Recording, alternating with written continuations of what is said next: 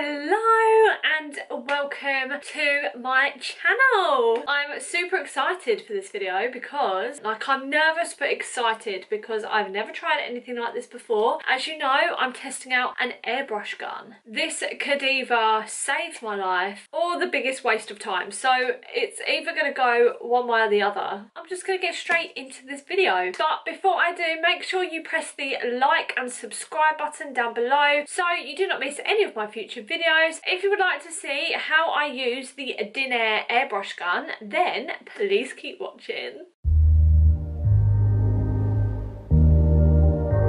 First of all, I have this big plastic case that I got with the gun. It has all my colours in there, it has charts in there, and it also has things that will help you learn how to use it. So that is really good. I'll put a link in the description down below from where I got this from. This is the kind of compressor. It's this tiny black box with this circle dial on. It has this little tube what you rest the airbrush gun into when you're not using it. And it has like a little diamond-y thing on the end here, and then you have the tube where the air goes through. On the other side of the tube I have this, and it's a leather case basically for the airbrush gun. It looks really scary. I'm really nervous. As you can tell, I've opened this before. I've set it all up because I didn't want to kind of give you any misinformation in this video. What I do really like so far about DINAIR is they have a ton of educational videos on how to use this in different ways and how to get creative with it and how like troubleshooting and things like that. So I've gone through some of the videos and I think I know how to use it, but I've only practiced I think twice on this, so yeah, we're gonna see how it goes. You also get this in it because this can get quite loud, vibration type noise. That is one thing I found that is a bit annoying, but I don't really think there's much that you can do about that. You do get this, it's like a rubber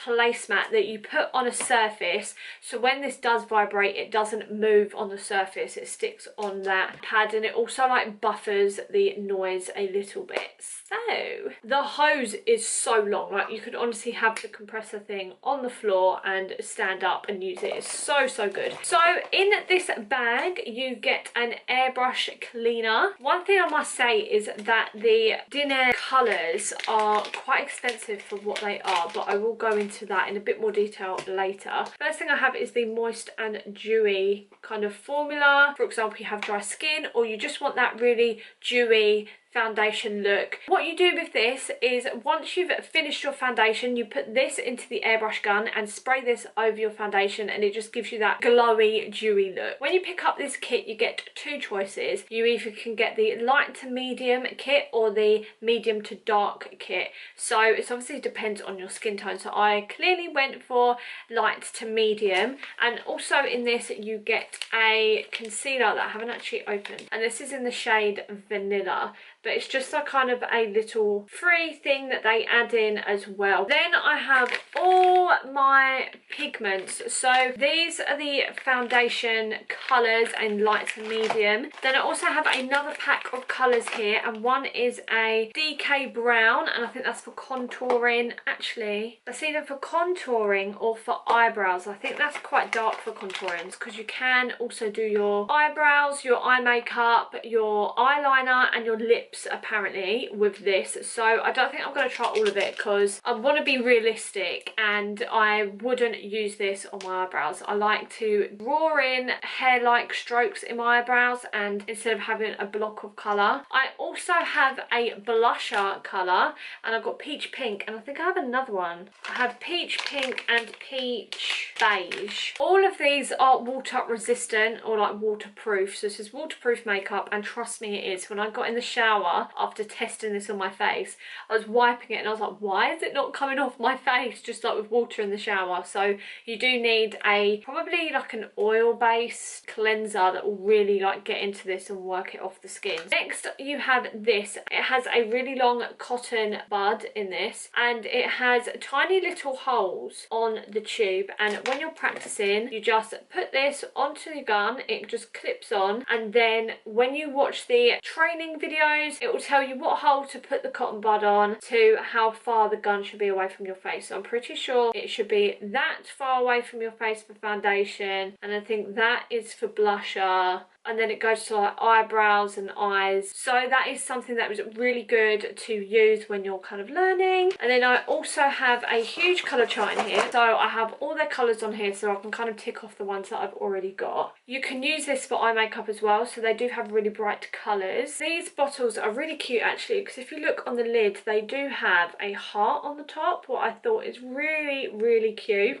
But I did do my research because I did want to get some bright colours to do like more fun looks and maybe like festival style looks and Halloween looks and things like that. And when I was doing my research, I found that MAC also do airbrush kind of formulas. So I got all my colours from MAC because this is 50ml. It's only a couple pounds more than this. Obviously you can tell I went for this, but there's things you've got to consider. Like DINAIR is a brand that are mainly just about the airbrush gun. That is what they specialise in. All of these things are made for this gun, so you know that they work really well together. And also these are waterproof, so that's one thing you've got to consider, because these are not waterproof or anything. And also I know I've got a very bright colour in this, but you can also get these in foundation shades. You also get this, which is kind of like a shield or a guard, for example, if you were going to do something on your eye, like a winged eyeliner or contouring or whatever you want to do. So I've already plugged the hose into the compressor and then put the hose into the airbrush gun. Obviously you also get a cable that plugs into your mains, and I'm just gonna plug that in. So I've got the cable here. Turn it on, you press it in, and then you turn this. The more you turn it round, the more air is coming out of the gun. So that is basically how you use it. So now I'm going to try and find my shade. So I'm in between the two lightest shades, I believe, Alabaster and Vanilla. So this is the actual airbrush gun. You hold it like this and you pull this lever back. In this little cup here is where you put the pigment, and you put it back and then it comes straight out of here. So as I said, I'm in between two shades.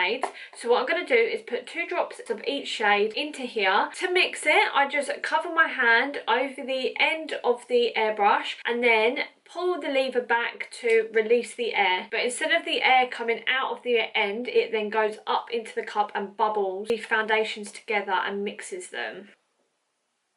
I'm going to put 3. Oh, there's another one. I might as well put 4. Right, I'll put 4 drops in here, and now I'm going to put 4 drops of the other one.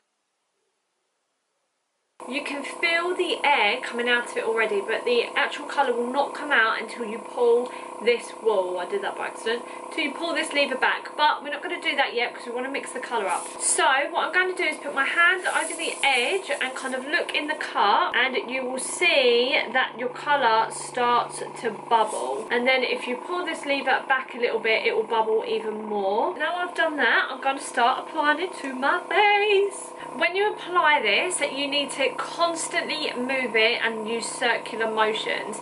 Otherwise, if you keep it still, all the colour will go onto one spot onto your face and it will not give you an even coverage.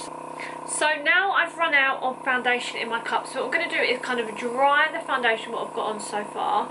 And as you know, if you've watched this channel before, I like full coverage foundation, so I'm going to do another layer of this just to cover up blemishes.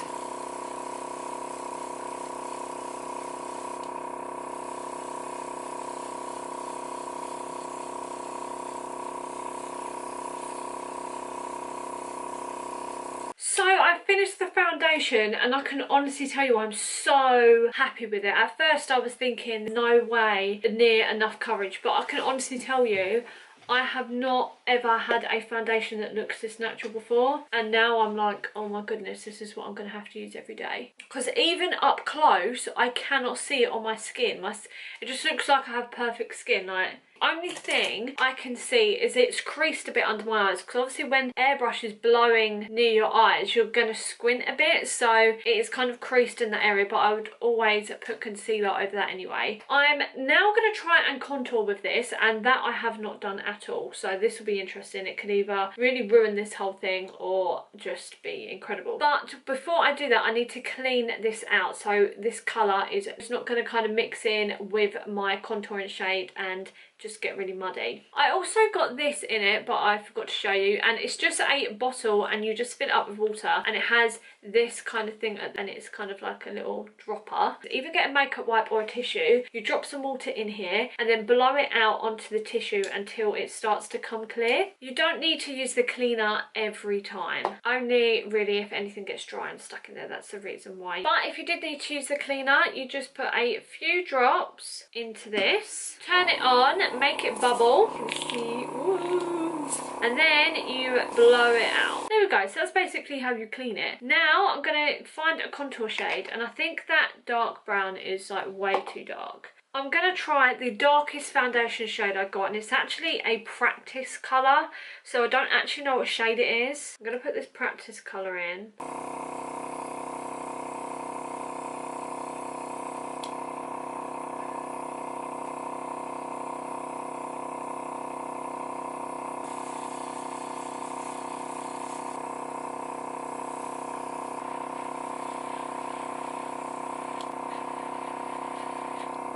Okay, I'm impressed. Like, do you see how subtle that is? Ooh, this is cute. But I'm gonna do blusher next. Oh, I'm really excited. I'm going to go with peach pink because it's a lot lighter and I don't want it to kind of ruin anything that I've just done. Like, once you get the hang of it, like, I feel like you're literally gonna do this in seconds. You're gonna be like, shh, shh, dun, dun, dun, dun, dun.